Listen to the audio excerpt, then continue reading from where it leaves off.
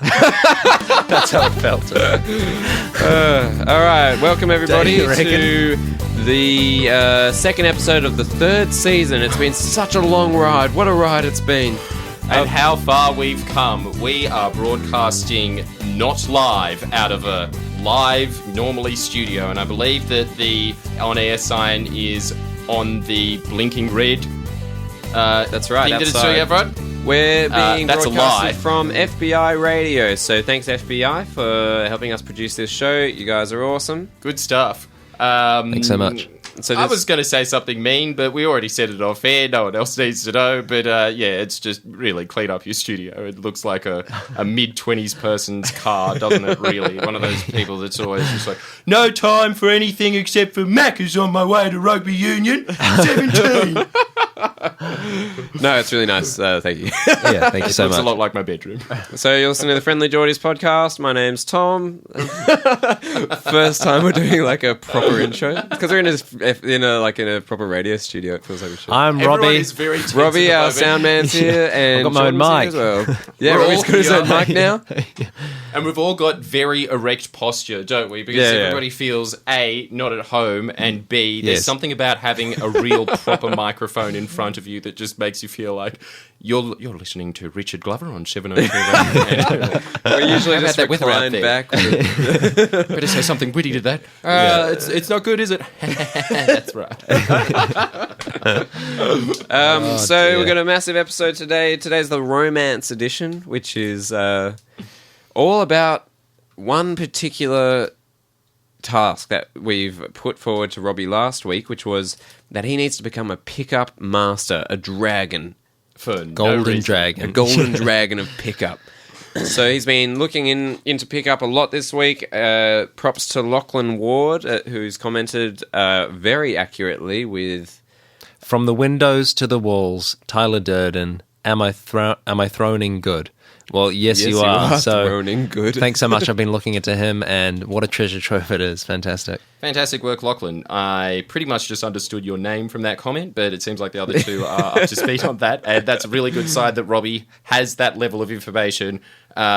It's nice to know that he does his homework in this, but is still probably at the bottom of his university class and will never get to the top, really. He just doesn't put in the effort. Yeah, he is. Yeah, we are. Jesus Shooting Christ. out, mate. Yeah. No, I'm checking Just the levels, not good mate. at anything, are you? Not a bookworm. I'm doing my bloody job. You can't get chicks. I'm just doing my... So Robbie has just found out in the last 10 minutes that we have brought a special in a real-life woman Yeah. for him to special test guest. on. So Basically, and now that she's actually here, I feel very mean for doing this because she's a good friend of mine. I haven't seen her in a year, and we brought her in specifically for Robbie to practice hitting on. So- she's been overseas. Didn't ask her about that. Just kind of said, that's was it Canada? Oh, okay, I thought it was Mexico. Anyway, we've got to go on air now. Come back in a second, and she'll be doing that. So she's waiting outside right now, just so we can explain to you guys that throughout the rest of this show, Robbie's going to be trying to seduce Sylvia and Show us his tricks of the trade. So this will be a permanent library to anybody who wants to get into pickup. This is how you do it. Robbie's going to show you all the tricks of the trade that he has learnt in approximately 6 days. I'm pretty sure it hasn't even been a week. And the key here is that at the end, Robbie's going to be popping a question to see if she's going to be going out on a date with him or not. And that will be the measurement of how much pickup has he learnt in the last week and whether or not, I guess, she finds you attractive. We'll see. Right. I'm really excited. Yeah, not sure how much it'll have to do with my skills. It might just be like she just doesn't like me. Well, you know, like... And this is I think where it could B work. gets That's into the point frame it. of where we are on the dot points of why it is really mean to bring in Sylvia for this situation. And we didn't think about this a lot. And now that we're here, it's too late to go back. But there's got to be a lot of people offended here, including one of my lifelong friends. But Robbie feels that instantly, straight off the bat, this is not going to work, that Sylvia is not only not attracted to him. Robbie does not have a vagina. That was just anatomically incorrect, basically. But also, on top of that, that Sylvia just straight off the bat detests him. hates him purely just, I don't know, his hair's pretty hateful. I think I felt the same thing when I met him the first time. You got to get used to it. Okay. I didn't meet you the first this time. This is news to me. Yeah. But you did feel as though that Sylvia wasn't giving you the most positive reception. Yeah, that's what I felt. Well, we'll see how you get. Just throughout the course of the show, just like be nice. Like I think being really nice. Like whatever you've learned yourself. Did you just say hateful? Are you giving him advice? Did you say hateful? Well, I don't know. Hateful hair. Not hateful hair, hate-inducing hair, Robbie. It's Right. Yeah, it makes you look like a victim. All right, so we're going to be talking about way more stuff. That's gracious. We're talking about Fair enough. the debate for the week. Instead of doing a taboo tightrope where we discussed controversial issues, we're going to be debating what's better, ants or porpoises. And to help us discuss what is probably the age-old battle of the Earth is these two creatures. Porpoises, Undoubtedly. the incredible stoic fat dolphins of the sea that nobody's quite sure what they look like. Except for me, I did a lot of research on this, but every time you see that porpoises are advertised, they're right next to seals and manatees in a sea show. They're a snubby-nosed dolphin, basically. They're really cute. They're very cute. They always look like they're smiling. Tom, straight to the chase. Yeah. That's basically it. That's all you need to know about porpoises, basically. Or ants, which are undoubtedly a very impressive insect, I think, and they're definitely. Yeah, I can confirm that without looking at Google or anything. I'm certain they are insects, and I'm sure every kindergartner listening is as well. Would also know that. We're also going to be doing Robbie's Googled porpoises. Thank you very much. They all look very happy. They are so happy. Look at these. the cutest little Their animal. faces are adorable. And you think ants are better than that? Well, that's what we're going to decide once Certainly and for gonna all lose. on this question that I'm sure nobody has ever asked. They and easily aren't are. you curious now? Ants are much. Every week I've wanted to talk about ants, and they've never allowed me to. But this week we're going to get to the bottom of this. Yeah.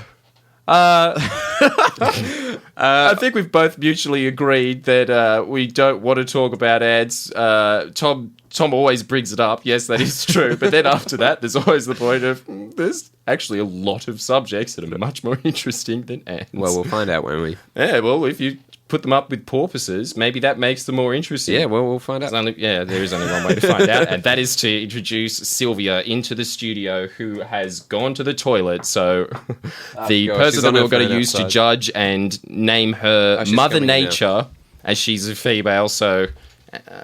I don't know. That's the maybe she gave birth to the world. Who knows? So I'm pretty sure everyone knows that is not the case, especially when you see Sylvia walk in. I sincerely doubt that Mother Nature works as. You can't say that. Oh my goodness. We were meant to be protecting her name as well. That's right. I'll beep it out. Welcome to the show, honey. My name isn't Sylvia. All right, That one You there. don't have to say it either, and you should also talk into a mic. Rule 1 of radio. Sorry that we didn't give you even that very slight crash course.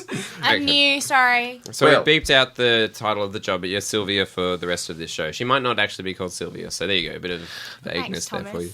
Are we? So what? like- Sorry? Are we going with that name? Or are we just going to say Sylvia? Yeah. Okay. No, we're going to say Victoria. We've said it Isn't dozens this of times live? already.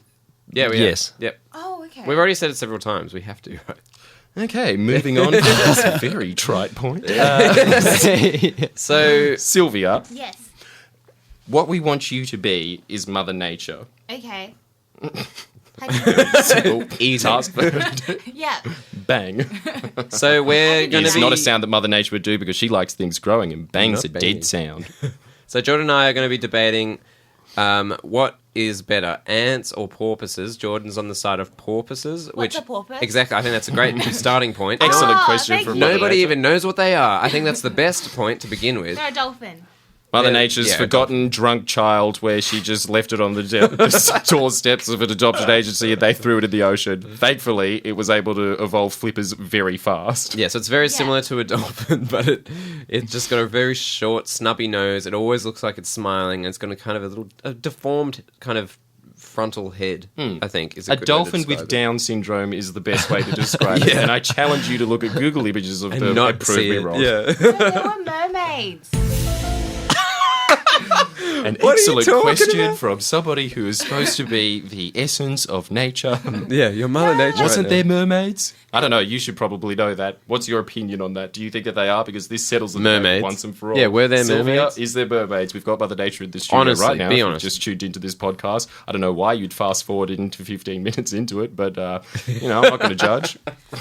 No, Don't tune in. Yeah, they go were on. mermaids. Like, I meant, like, people thought they were, but they're actually not. They're dugongs or something. What's it called again? Oh yeah, right. So she's saying like the mythology of mermaids, where the people were actually Yes. seeing manatees and thinking they were women because their Manatees. sailors were away from home for so long. Yeah, it's a very good aquarium year 4 excursion to a point. The only one that you remember, really, is that. And also, did you know that stingrays are related to sharks? So thank you for Really? bringing everyone up to speed. Yeah, they are. Yeah, yeah. Oh, that's Same pretty cool. family, I think.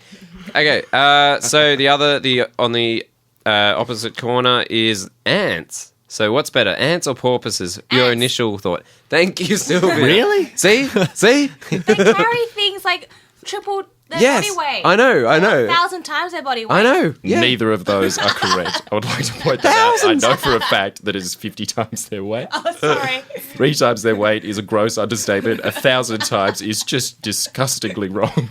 But it's still a fairly, significant amount. And the other... Yeah, 50 times is very significant. Yeah. Yeah. But she said exactly the same thing as Derek Zoolander did when he said that this has to be 3 times larger. She's just misleading the public. Yeah. It's much heavier than that. What they can live. Yeah, well, so there's plenty of awesome facts about ants. Which, Such as, Tom, did you do any research on this one? yes, I have actually. I don't even need to research. I know lots about ants. So, ants, right? They don't actually technically communicate. It's a very... Well, they do communicate, but it's kind of a misconception that they speak to each other. Through smell, isn't it? No, through touching their antennas. So there's several ways that they communicate. Antennas, smells, you're both right. Listening to Both the right. Amateur Biologist podcast where we speculate on maybe they do this and maybe they don't. Let's hear from the expert. It should be a segment, but it's not. It's the whole podcast. So yeah, there's antennas, there's smell, there's vibrations. They vibrate against each other. really? Pheromones. So they leave like tracks behind themselves. So how cool is this? Ants, right? If they're looking for food, they send out a scout, like horsemen in the past. They'll send a scout out. What horseman? Yeah, like an army or whatever. They would be like, send a scout out ahead, like Right. Okay. like in the Lord of the Rings and stuff. Fair like that. point, right? Carry on. So they send out a little ant onto like a picnic rug, and the ant will walk around and look at what the food is. They'll scout out for danger, right, where there's maybe like pitfalls, and they'll leave pheromones behind themselves, like as a trail, letting everyone else know, the other ants that are soon to come, where is okay to tread, what food's okay to eat. They then return home, bring the ants back, and they follow the Wait. trail, right? What if that ant perishes? Right? Are Well, they the just going to be pheromones led left behind? So So they're just going to follow the Left to the- pheromones to the well, danger. they're not perfect, but What? No, but No. riddle They me leave that. I think they return home and then they bring them with them. But that can happen, and that would be bad. And then there's natural selection would mean like those Right. ants would not continue. So it's kind of they're masters at it because of thousands of millions of years of evolution. I feel like that's a hole in their logic there. Well, that's one species of ant. But the cool thing about ants is that there's 10,000 species that we currently know of. There could be more. Definitely more. If anything, that's one of the most recurring new discoveries of ants of new species is ants. So yeah, some follow pheromones, some follow other ants' pheromones, some don't even leave pheromones. It's amazing. They're awesome. And they're so clever. Like, they communicate almost better than people do in terms of, like, team building. We have a lot to learn from them. I don't think that we do. I think we're far more advanced than ants. I think that is a very nice, romantic thing to say at the beginning of a Discovery Channel documentary that's aired at 4:30 because it's not going to draw in that big of a crowd. It's about ants, for God's sake. This is a debate, Jordan. There's colourful languages thrown around. So what's your defense? then? I'm pretty sure that ants don't have radio stations, for example, and I think that's really advanced. It's a pretty impressive form of communicate. But yeah, that's what I meant to say, is that it's a misconception that they actually just communicate. Tom, all right, as this is a debate, you've had your say. All right. Would I you have so much to get prefer off my to chest sit about. in a radio station communicating all across Australia, or would you rather leave pheromones for other human beings to lead into here and just be like, we're talking about ants? Well, humans actually also leave pheromones behind, but not in the same sense.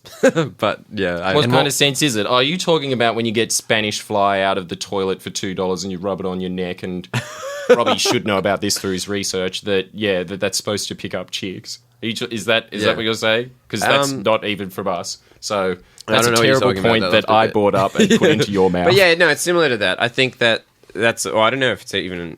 I don't even know if it's real with people. Is that a Pheromones? Pheromones, yeah. Yes, we definitely do that have. a myth? I'm sure we must have pheromones. I think it's true. We think we're so much better than the animal kingdom, but We're in not too reality, different to ants. I bought pheromone wipes in a public toilet once.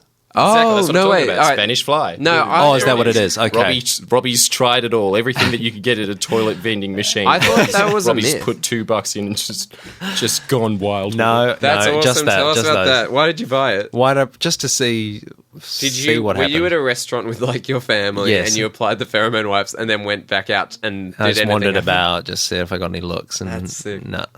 Oh. I want my money back. How did you expect something for $2 would find you the love of your life and you could get married from that? Because if you it was, gotta that is try. incredible. You've That's gotta what try. you do. What's Fair your enough. take on pheromones? You guys were talking so fast, I got lost. Yeah, that's classic Sylvia. That's a real totally buy dynamo it. trait of hers. All right. I would totally buy Yeah, it just to for see what happens, $2. right? $2. Yeah, why not? Of course. Yeah. If I could find the love of my life with $2, yeah, no. Naturally. why not? Yeah. Oh, fantastic. Yeah. I'm on your side, Robbie. Yeah, it Thanks. promises a lot, doesn't it? I'm just saying, this is just for going future fantastic. reference, if you think that a huge life problem is going to be solved for $2 in a public toilet, do it. That's what you take away. All right. And now we go on to porpoises because this is, after all, this is a debate. Yeah, top that. Serious debate about an insect versus an aquatic mammal. The Don't oldest talk down. rivalry there is in the animal kingdom. Ancient enemies. Total war. Setting up catapults made out of paddle pop sticks, whatever they can find, to try and fire it into the ocean. And obviously, dolphins, sea lions, seals, porpoises. I was dragging those last three names out because I was forgetting what the animal that I'm even defending in this It's a debate porpoise. is, but it is a porpoise. Oh, God. You've lost this already. Supposed to- Moving on. Oh, I am sorry that it doesn't beat. Hey, did you know that some ants release pheromones, some ants don't release pheromones, and other ants follow other pheromones? You are joking. They do all three options, and there's 10,000 species of them. Isn't that diverse? I guess so. Yeah, it's incredibly diverse. It's way cooler than your 4 different marine mammals. One of them's deformed. Okay, let's hear about them. All right, let's hear about them. All right, Good tell us. point. Thank you, Robbie, for giving me the floor. It's about time somebody took damn credibility of this shamble debate because I'm about to leave. That wasn't because I was forgetting what I was talking about again. The Have you name of the forgotten mammal. I was again? just was actually going to walk out of rage. Are you okay? All right. Let's hear your side. Come on. My girlfriend's not speaking to me. Anyway, I'm not sure if that's true. Just tell us about the porpoises. We're going to leave that. We're going to leave that for now. Leave that for later We'll talk on. about that off air. let's talk porpoises, Sylvia. Yeah. All right. Small, little, infantile smile. This is exactly the kind of smile that you want from an aquatic mammal, isn't it? And there's no way that I can describe this into the microphone I'll describe properly. it if you want. Be my guest, Tom, but I think I could do it better with just this one sound. Yeah, that's pretty perfect. Yeah. Doesn't that is that exactly the face that you want to see from an aquatic mammal, and this sound coming out of it? No. Yeah. Okay, well, Why no, Sylvia? Mother Nature Because is a it looks- cruel mistress that doesn't really give anybody a chance to debate. She wants someone to win, and it's clearly ants. All right, what's your She's got decision, 10,000 Sylvia? and she got 6. Hang on.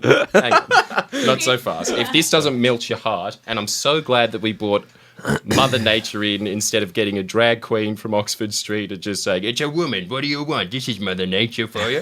It's better that we actually got a chick here because I'm sure that at the end of that, not only will we have the beautiful sound of but we'll also have the hamster-esque squeal of a woman going, oh, that's so cute.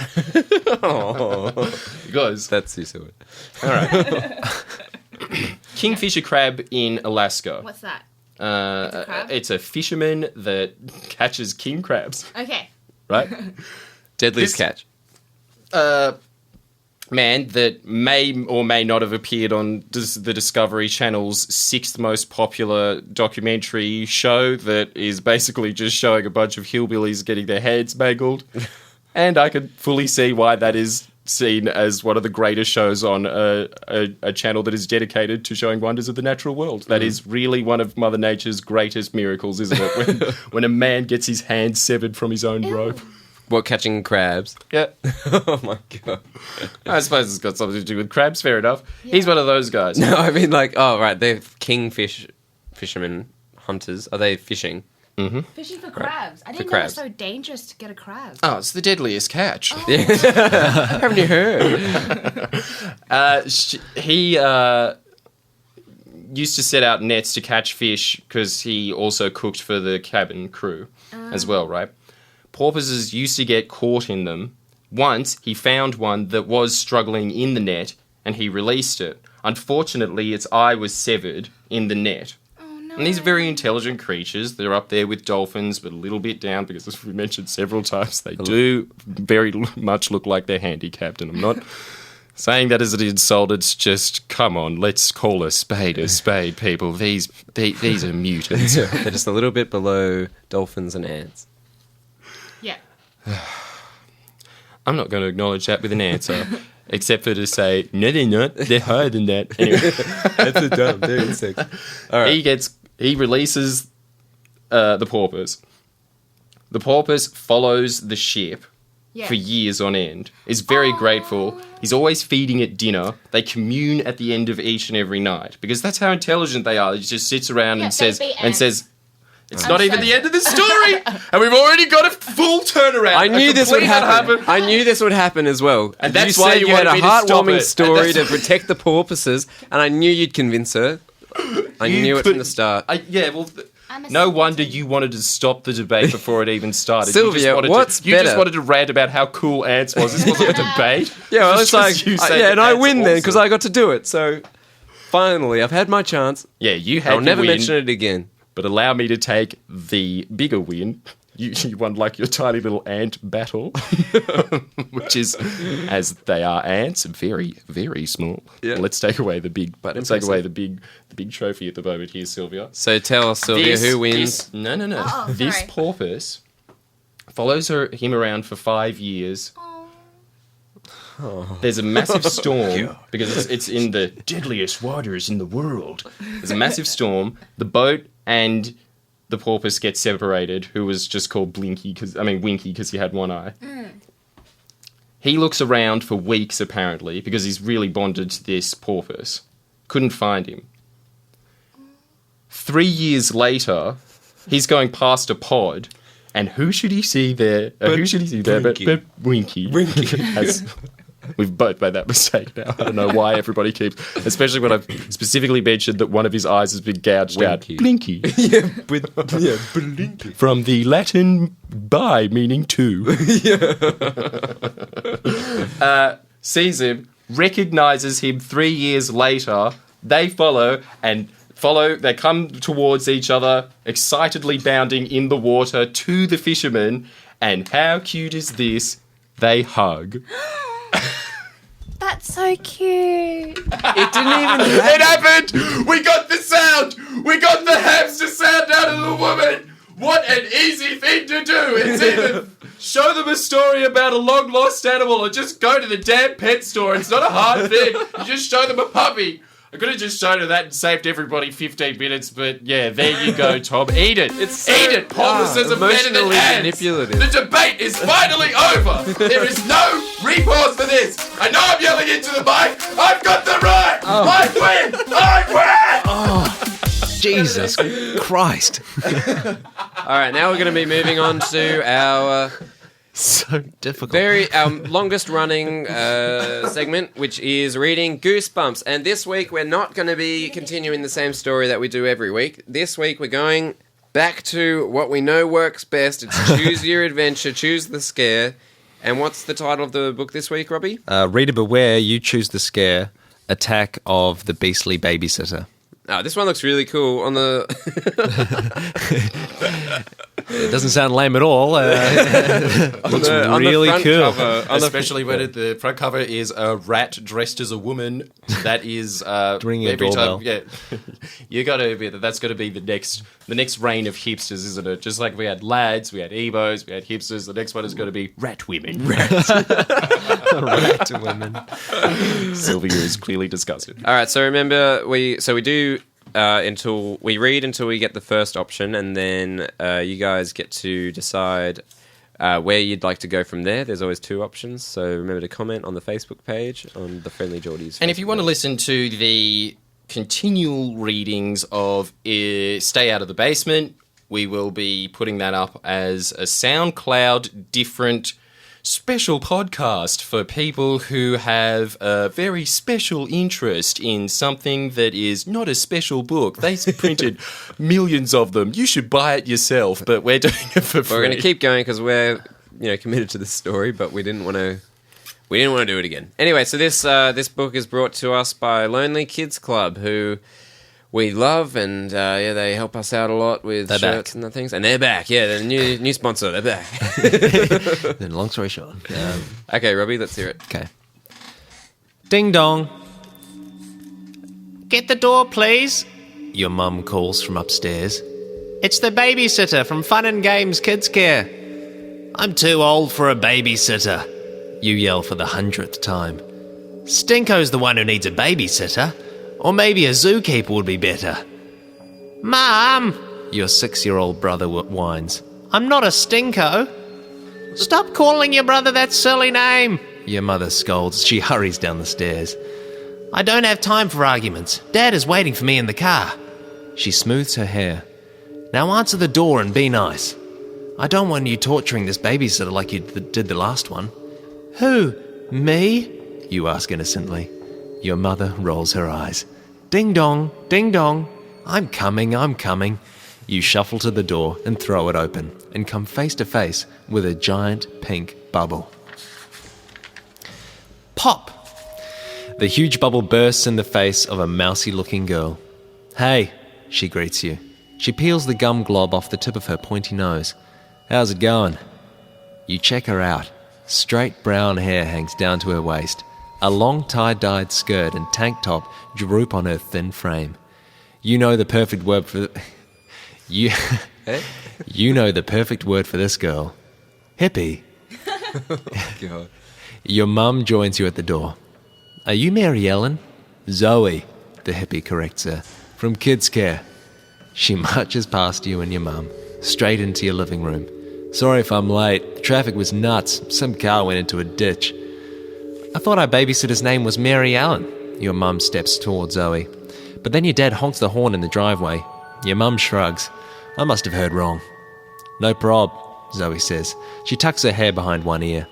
Your eyes widen when you spot the tattoo of a rat on her earlobe. You've seen some strange tattoos, but a rat? Weird. Zoe notices you looking at her ear. She quickly yanks her hair back into place. Then she smiles at your mum. You go enjoy your weekend. Zoe will take care of everything. For some reason, you don't like the way Zoe said that. Mum, you begin.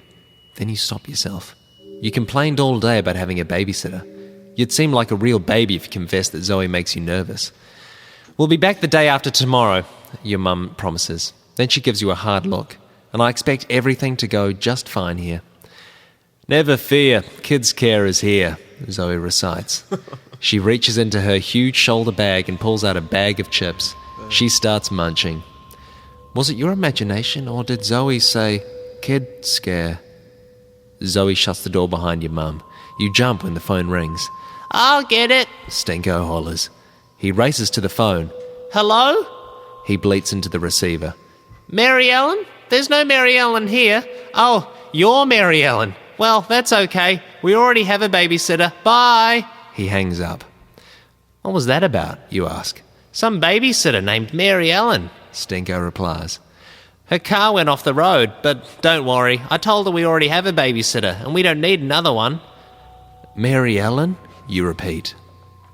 1 second, just go to the page.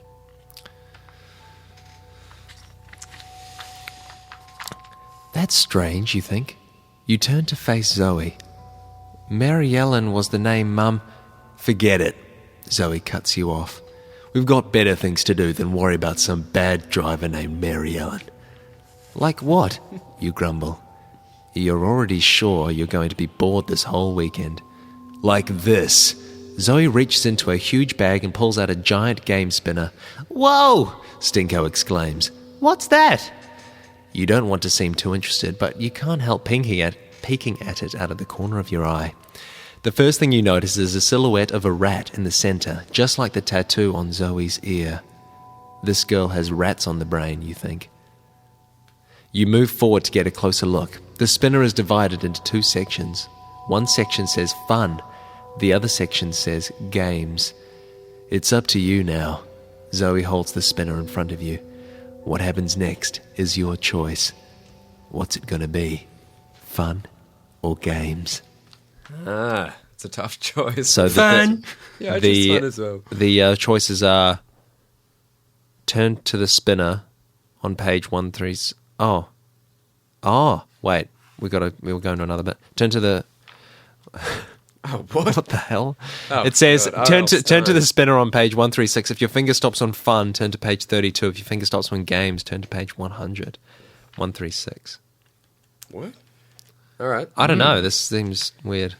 Yes, it does. This is Arl different. Stein getting adventurous with his choices. Oh, we've actually got like a game here. What the hell? This is your official spinner. Guide it with your life. Look at this. This spinner will help you make important choices. Are you going to spin your finger on it or not, Robbie? Okay, It fine. looks as though this book, we don't actually make choices, Robbie. Maybe if we had a look at this before we started reading it. Yeah, right. Well, What do we Too do? late now. I don't know. As we have proven in the Friendlyjordies podcasts on several occasions now, when we say we're going to do something, we stick to it. And I think right. that we're going to have to use Robbie's finger as a spinner, as was indicated by R.L. Stein. I reckon let's leave it to the audience. So fun or games? They can't. Yeah, you guys just choose. What Choose you want, fun or games. There's Yeah, not to screw do the then. spinner. Yeah, screw the spinner. I don't want to. What sounds more fun to you, fun or games? Obviously, it would be fun. So I say that you choose games just to do what you always do when you've faced a choice, Friendlyjordies audience, which is to just screw us over as any way the you opposite can. of what we want. I'm leaving. Yeah, I hate this thing. All right. And all right, so thank you again. back Lenny for the Kidscroft. next segment. Bright and cheery again. Hello, Which everybody. is- I think we got off on a wrong foot. As we remember this week, we're talking about romance, which is the theme of the week. And for this next segment, we're going to be talking romance advice with Robbie and Sylvia. Yeah. Who came in, unbeknownst to her, to dish about her terrible, tragic train wreck of a romantic life that has never had even an ounce of sunlight in it. Is that correct, Sylvia, or is that am I painting too dark of a picture of this, or is it not dark enough? I hate you. All right, that answers it. It was pretty damn spot on, wasn't it, That's guys? correct, You know yeah. what that means, don't you? Yeah, she's available and she is really, really sadly desperate. Oh, no, I'm not desperate at all. I can get some if I want. It's like we're here to help. It's okay. No way. Robbie, do you have any kind of initial advice that you could maybe give Sylvia? Just accept your the place you're in, which is obviously awful. So just accept that. And okay, we're gonna have to bleep that. I'm gonna have to bleep that. You can't say that. We're not sure if kids listen to this. We have no idea don't. what our demographic is. We're pretty sure it's people at university and they all know what that word is. But still, shame on you, you filthy, filthy human being who was not at all coaxed into that at all. All right, so Sylvia, can you give us I don't know, Robbie, you're the therapist in this segment. Do you have any kind of questions? Well, that was or- my your advice- questions. yeah, that was well- my advice. Was just like, for help to start, there needs to be I think what you're searching for is honesty. Honesty. There we go. Yeah. Okay. So let's be like honest about the that. first step Top-notch is therapy. acknowledging the problem. I don't have a problem. Okay. All right. Okay. All right, Madam do you just Avenel. fairly assess to us? Okay, This is going well. Sylvia, I know that this is a very difficult situation for you where there's 3 men that you haven't talked to in a year accusing you of having a terrible romantic life with none of us checking your Facebook profile to see if you're single or in a relationship at the moment. Are you in a relationship? No, I'm not. Okay, train wreck. When was the Like we thought. when was the last time you were dating someone? Nearly 3 years ago. Okay, well, Have you I been was, actively trying to find a romantic partner in the last 3 years? Playing that single What's life. romantic? Like sexual or romantic? Just like I don't know, anything from a boyfriend, or do you go out looking to, see Mac. guys, Mac on, What does that mean, Mac on? like kiss boys? Oh, Kiss boys, yeah. no. Right. So you're not actually actively like pursuing any kind of No, romantic no, no, no, relationship. no. Just whatever like falls in your lap. Yeah, Right. definitely. Yeah. So So maybe just when you were by chance dating something might just miraculously happen, and someone might One just can show only up. hope. Yeah. So you always on the lookout then for that special man? No. Usually, probably, I'm assuming, I don't know, just like wavy, normally very hateable at the beginning hair, but you get used to it after a while. Is that the kind of person you go for normally? Yeah, definitely, Jordan. No. No, don't. What the hell? No. Oh. Oh, So She really hates what's hateable your hair. what's your what's your really like that's conclusive. what's your perfect guy? Like describe Oh. perfect guy. How long do you have? Like, Just really quickly in a sentence. Just, okay, yeah. taller than me? We've got a lot of time to discuss whether ants or porpoises are better, but we don't have much time for you, Sylvia. So guys. Thanks for coming into a studio at 10:30 on a Friday and not going to your work party, which you probably should go for, both for promotions and social mobility. in every way it was a better Networking. idea. But All here right, we are. So let's hear that sentence. What's your perfect guy? Taller than me, confident, ambitious, happy, nice, treats me well. He's good looking. Yep. All right. Well, if anyone out there is listening to that advice, I think that would be a good idea to take that on. And if you ever meet Sylvia, then it could be handy tips to How do you even judge those traits when you just meet somebody straight off the bat? Hypothetically speaking, of course. I mean, if somebody could be staring at you straight in the eyes at any moment, and you might not know. You just let that opportunity pass because they've got hateable hair. how do you know how ambitious somebody is? You talk to them. Right. All right, so like ambitious, say a waiter or like a No. a radio producer. Would that be ambitious? Like a No, it's not the job. It's just the way they carry themselves. okay. All right, so let's use the old Shoulders back, hypothetical of, oh, okay, so a hobo? Would you date a hobo then if they're No. ambitious? There we go. Well, what if he's So confident? there's a standard No. there. Why not? There's like all these traits that you have to. What like, if he wants? What if he's got the drive? He's still Doesn't have a homeless. house. Yeah. What if he's Fair applying? definition of that. He's applying. No, but he's smelly. What if he's not smelly? What if he's a nice smelling homeless man What if he's staring you right in the face?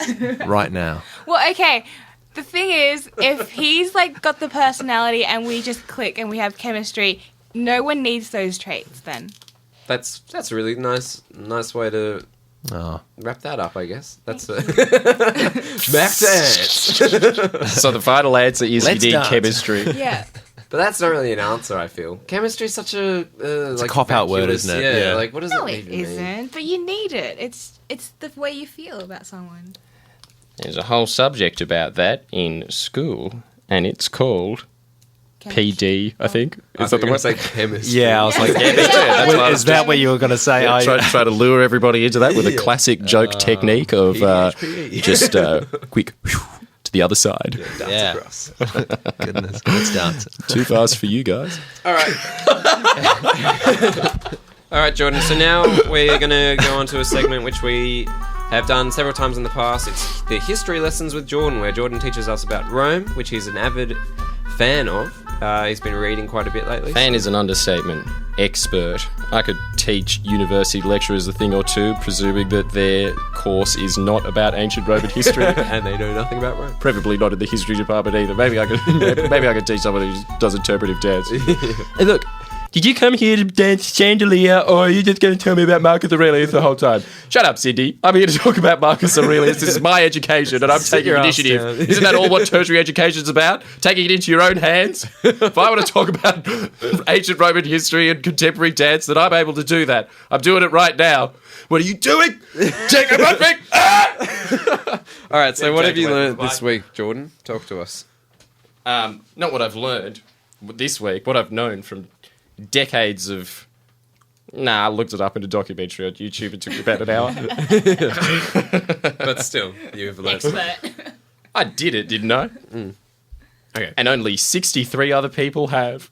And this obviously Really? cost thousands of dollars because there is a lot of extras anytime that you ever do an ancient history documentary. They always have to have heaps of battle reenactments with a lot of Nordic bearded men going at each other. Yeah. That must be days of... And 63 views. That's all they get. When was it uploaded?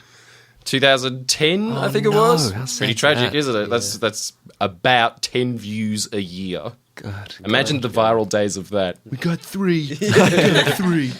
Come on. Marcus Aurelius, the golden age of the Roman Empire, where art, literature, the economy, really everything was going great. Prostitution was up. There was one slave. Which is great. Right? Well, I reckon it was kind of... Well, they did have condoms back then, actually. They had... Really? Yes. What were they? They were pig... It was pig intestine, and then you Awesome. tied the top of it with string, and that just... Hopefully it didn't seep through, and I'm sure it did a lot of times. It's probably... Goodness gracious. That's Yeah, very I'm really impressive. glad that latex was invented, weren't you? Instead of putting your penis inside a pig's intestine. Wow. Yeah, it's rough. Yeah, it Who sure would have is. found that out? But at the same time, it's not rough at all. That's It's kinda such a good slimy. question. But then you get sex. True that. So everything was going great. I think that there was 10 slaves to every one citizen in Rome at this time. It was incredibly profitable at this point. It had just gone through a period of 50 years of completely uninterrupted prosperity and encouragement of society. So everybody, even in the provinces at this point, had aqueducts. Schooling was pretty much legalized throughout the entire empire, and by legalized, I meant that you just went maybe to primary school if you were lucky. Most people were slaves, remembering that. It was a very slave-heavy society. Just replaced machines with a bunch of people and like a muscly dude with a whip going, yeah! And that's basically how you got your grain back then. Marcus Aurelius comes in with his brother Lucius Verus. They were two promising young boys that were adopted by the emperor Antoninus Pius, who was known as the Gentleman Emperor. Very refined, dignant man.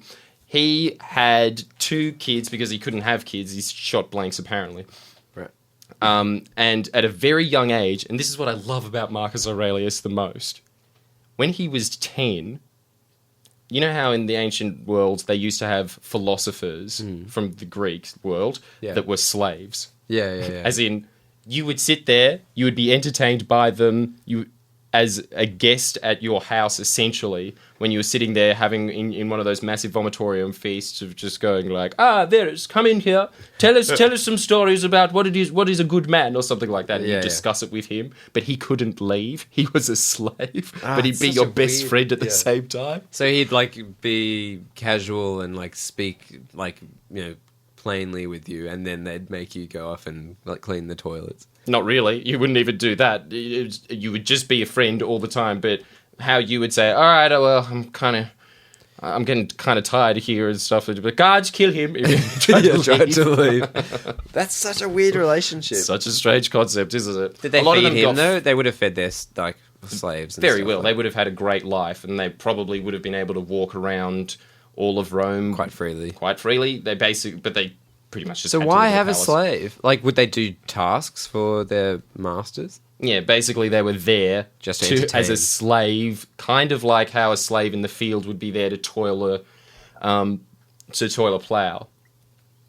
They would be there to toil your mind with seeds of wisdom. That seems like a really cool job. You're just paid to just hang out with someone and just like chat to them. Expand their mind. Expand the emperor's mind was basically it. So he'd have a group, much like he'd have a harem of women. He'd also have this room filled with the wisest men in Greece, and it'd all be sitting there going, as soon as he walked in. Antoninus Pius did like that, but he was more of a bureaucrat who spent most of his time there as a little boy was young Marcus Aurelius. His brother Lucius Verus was just your average gallivant, average emperor that just went around and had sex with as many prostitutes as he wanted, just partied constantly. But Marcus Aurelius was really into the food for the mind. And how great is the thought of that, of this young little Emperor Junior, this 10-year-old going in and talking to a bunch of 60-year-old men all the time, saying that, like, if there was to be an excellent life, how would it be led and why? At such a young age. That's awesome. How awesome is that? So at the very beginning, he showed great promise as this incredible mind. Antoninus Pius, obviously, he was such a kind man, he didn't know which one of them to ascend to being emperor. And privately, he started saying to Marcus Aurelius, clearly you're the horse to bet on in these two guys. So why don't I just give it to you? He was such a nice guy, and he really believed in Stoicism, which is the philosophy of doing better for others, that he thought, I can't, he's my brother. Can't we both rule? So he suggested that they split the empire together and rule. It was the first 2 emperors of Rome in the history of Rome, and it had been around for 900 years. Never happened before. Wow. They ascend to the throne when Antoninus Pius dies, and as soon as they do, Parthia in the east, which is where modern-day Turkey is, revolts. They see it as a moment of weakness, so then there being 2 emperors they saw as weak. Yeah, because... Isn't it twice as strong? Because normally when you see that there's 2 people ruling at the same time, you start thinking, they're plotting against each other. Wasn't the case in this situation at all. Marcus Aurelius basically did everything behind the scenes, and he, Lucius Verus, just enjoyed the title of being emperor. It's basically a human key to the city, really. You got to do whatever you want. So Parthia revolts, invades one of Rome's client states, which is Armenia at that point. So the Kardashians would not be happy about that. Current affairs for you?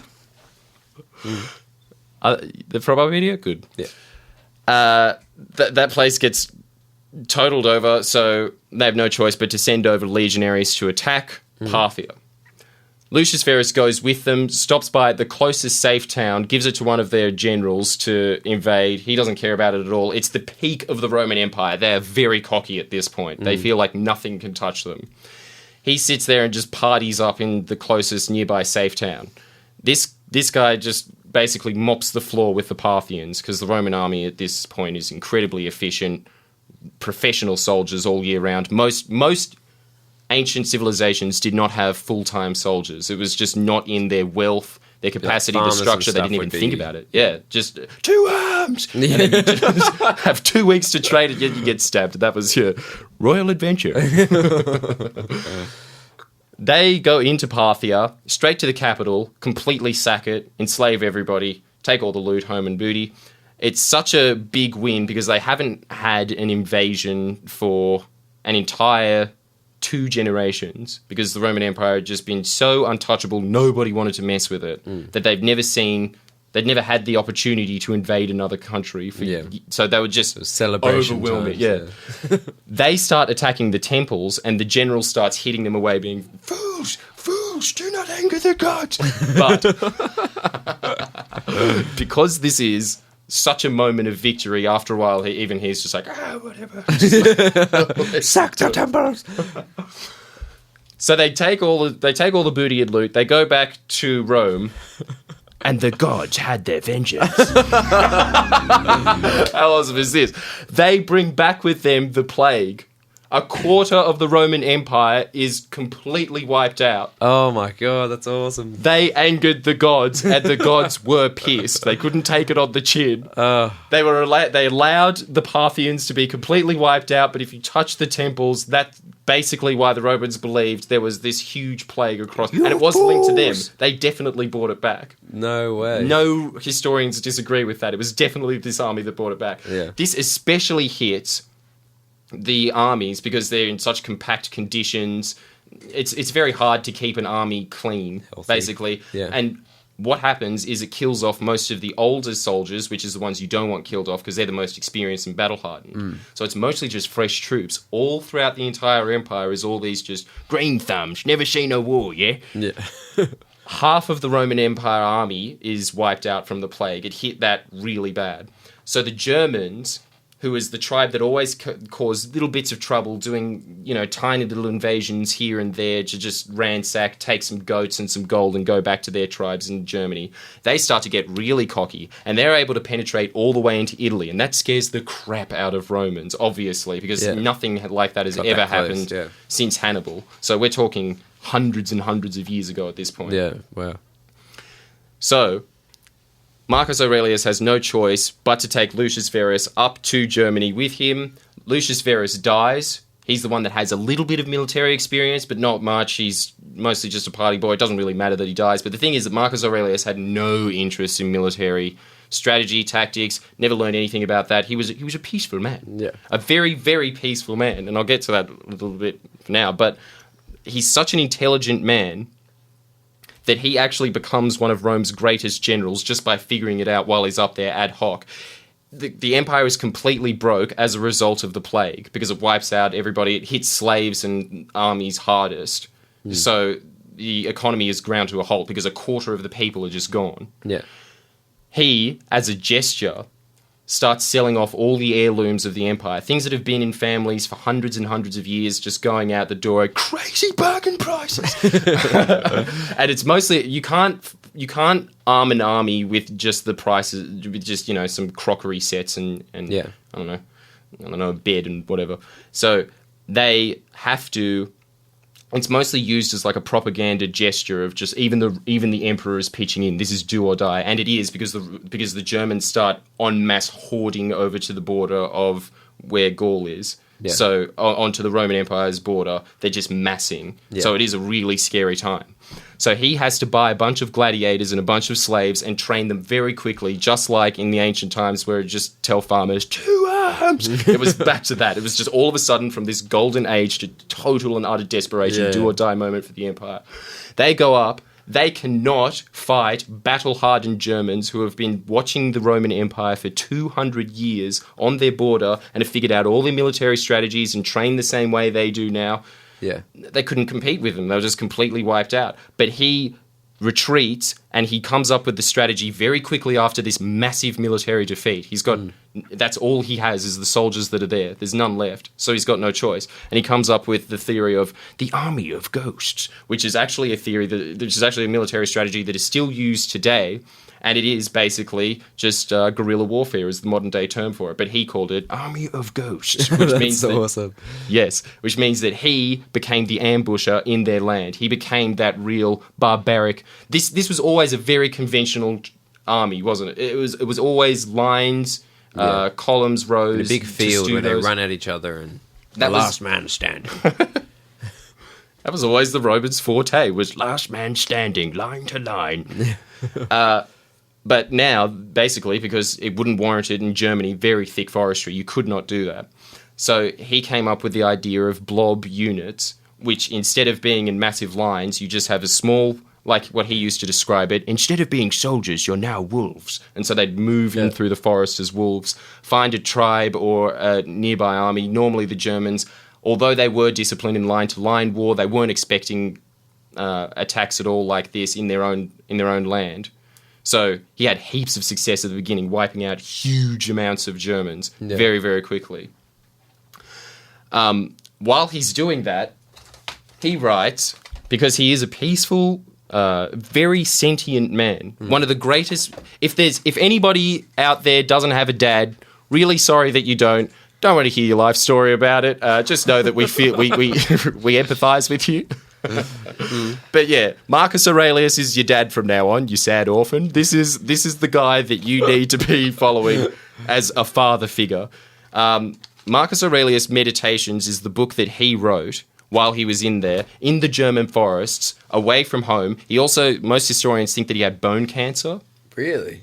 So he was in a lot of pain. He didn't want to be there at all, but he saw it as like, for the good of the empire. So he always stood there. Most emperors, if they didn't want to do that, they'd just stay there and watch gladiatorial matches in Rome. They wouldn't be out there on the forefront, but he saw it as his duty to be there and make sure that the German campaign was a success. So he spent years and years there.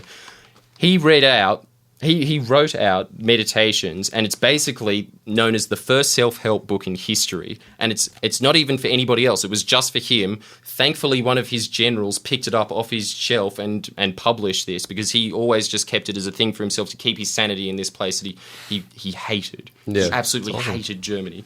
And it's all basically about how to be a good man. It's great. It is an incredible read. And Robbie, I've got an extract for you here if you'd just like to read that out. Okay.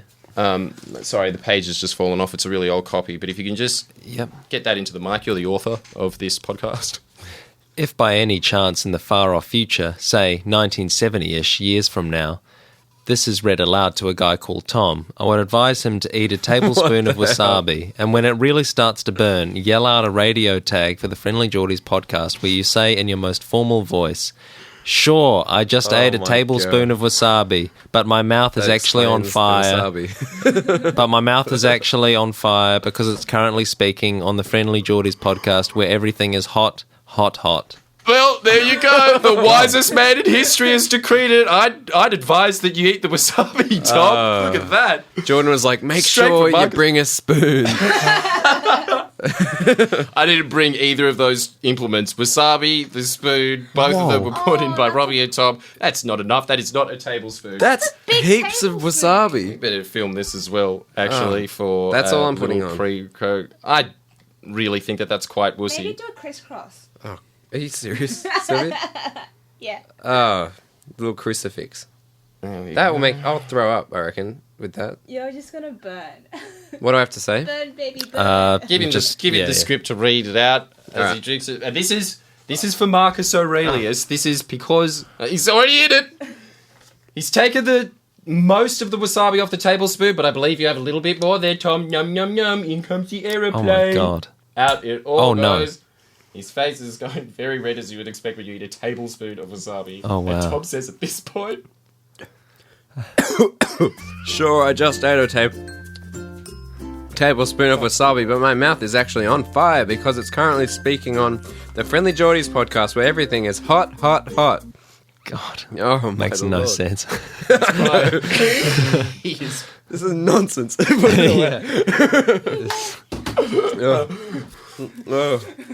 Man.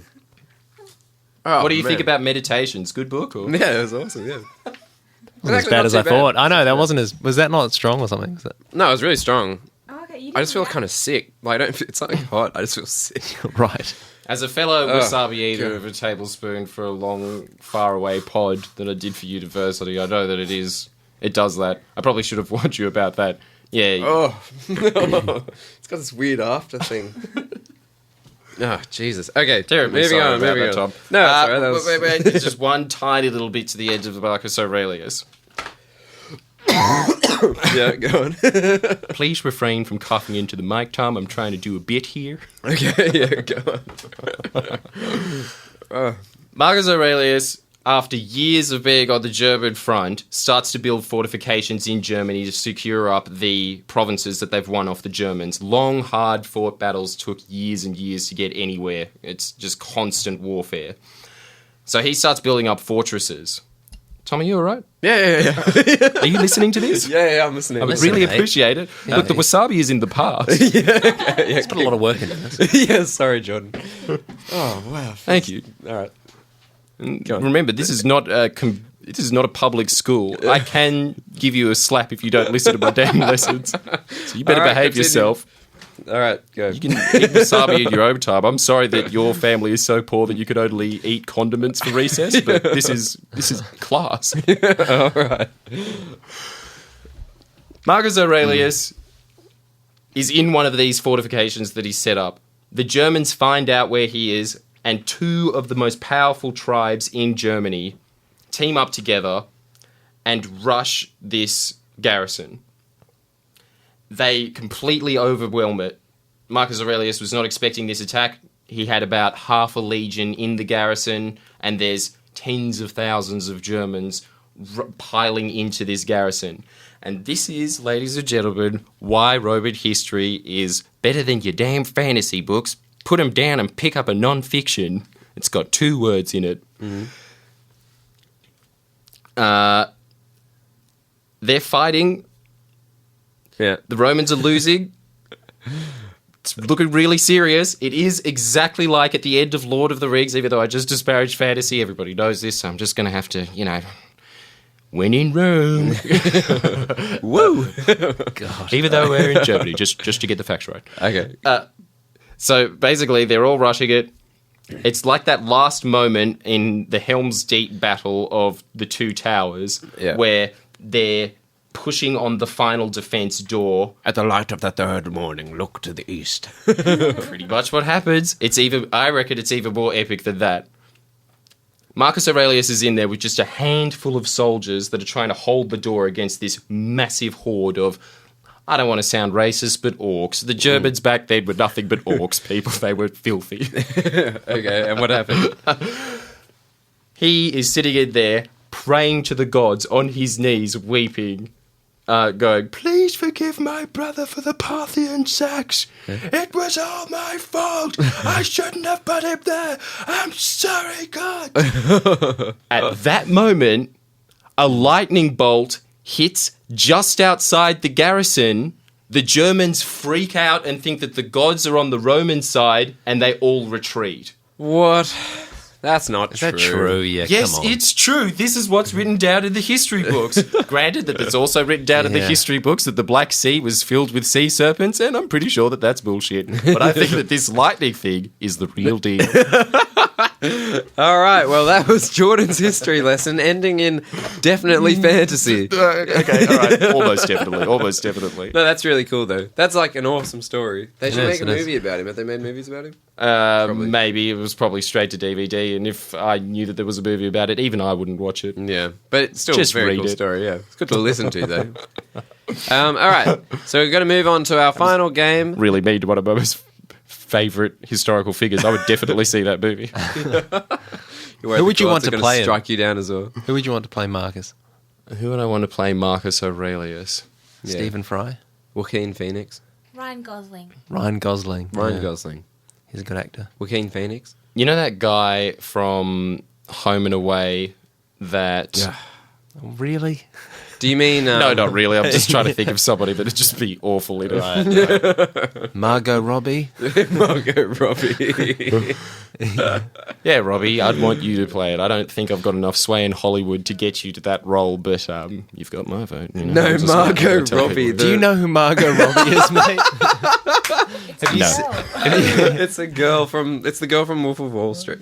The Anyway, it doesn't matter. Look, all right. Now that you brought this up, I've got to ask, was she hot? Yes. Yes. Yeah. All right. We can move on now. All right, so now we're going to bring ourselves back to when we were young and used to play spin the bottle and romantic games like that, and we're going to play a game called the lip game, which I've semi-invented in the last day, which I think I played when I was really young, where one person closes their eyes and another person touches them on the lips with one of their fingers. And the person that has their eyes closed has to then guess what finger was pressed up against the lips. Seems simple enough. So, Robbie, would you like to be the person who closes their eyes? I don't know. Are you who's running this game? I don't mind. Yeah, so you close your eyes, please. Okay. All right, and Jordan? Only fair. Would All right, like so you want me to just put up the fingers, do you? Yeah, so Jordan has to put in one of his fingers will touch against Robbie's lips, and then... I'll stand up. Yep, so just Robbie stand Oh, up. so you're going to come over here Yeah, just and do lean that? over, kind of. All right, so Robbie's leaning As over. this is the romance edition, and what is more romantic than putting your fingers on someone's lips and saying, shh, it's all right. Well, I'm close not your going to eyes, say that. Robbie. I'm just putting my fingers on his lips. There's nothing really romantic about it at all, but yeah, this is going to be saucy. Get ready for this. All right, Robbie's Ready? eyes are closed. Robbie has his eyes closed. Robbie's eyes are closed. I don't think that they are. Robbie is... He's like Robbie weeping is- for some reason. Why are you crying? Why are you crying? Nothing's Robbie? happened. Why are you so Why sad? are you crying? I'm not crying. What's wrong with you? What do I look like? I'm just closing my eyes. I'm literally closing my eyes. All right. Really Close don't your eyes, think close you your are. eyes, close your eyes. All right. I have an expression of... Robbie, you're you have to bopping up and guess down. how many fingers am I putting on to your lips. Right here. Oh, you are. Jordan kissed Robbie. This is. Why? What? Oh, for goodness sake. How was your first kiss? It's all right. Oh my god. Robbie, in the rank of kisses, A, how good was it? And B, how many kisses have you had? Just how good was it? All right, we'll do. Yeah, I can, it was. I think I pulled away too soon. It didn't. You felt a bit of contact? Bit of contact. I'd say about a 4. It was not that satisfying. Yeah, it's all his fault though. He's frigid. No, I didn't know what was going. I mean, there was a bit of a because there was all a big ruckus just as you were leaning. There was something happening, and I didn't. You had the and you're like bobbing up and down. You had the wasabi. I don't know what was going to be put to my lips. I was I was wary. Yeah, I was wary. That makes a lot of sense. Does that make sense? Yeah. I wasn't crying. No, you really were. You did look like a meerkat that was a line was just on its big... And the line was like, close your eyes. Close your eyes. That was you, Robbie. That's so good. I don't You understand basically that. went into animal instinct and... Really, it proved right. You knew that something was awry, and it certainly was. We've been planning that for days. Sorry to not let you in on it, but I think that you agree that it's all for the pod. That's fine. That's all right. Sorry about that. Right now. Okay. On FBI. Thank you very much for allowing me to kiss some dude that I've known for 6 months and always wanted to, but been too shy. Yeah, but just quickly... FBI's all about that, isn't it? Yeah, that is true, yeah. Thank you, FBI, for helping produce this Thanks podcast. so much, FBI. Yep. Good on you for educating the new generation of broadcasters. And Sylvia. Yeah. Oh, yeah, thank you, Sylvia, as well. Yeah, thanks so much for being on the podcast. No worry, guys. Just wondering, do you want to, like, I don't know, get coffee sometime or something like that? No, thank you.